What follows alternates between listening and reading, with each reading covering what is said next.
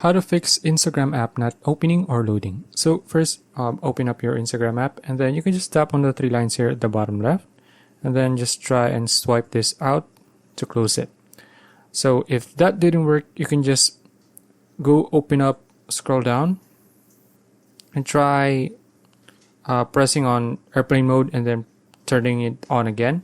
So just we can refresh our connection to the internet, and then if that didn't work, you can just long press your Instagram app here and then tap on app info. Okay, now once you're here, you just tap on storage usage, and then you can just tap on clear cache here, and then try opening Instagram again if that worked.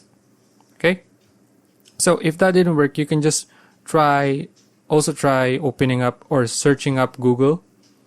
Try searching up is Instagram down. So maybe there's a problem with Instagram, and then let's say app is down at the moment.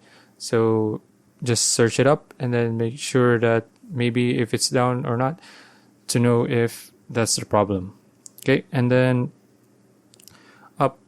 basically that's it. So if you found this video useful, please like and subscribe for more videos like this. See you in the next one.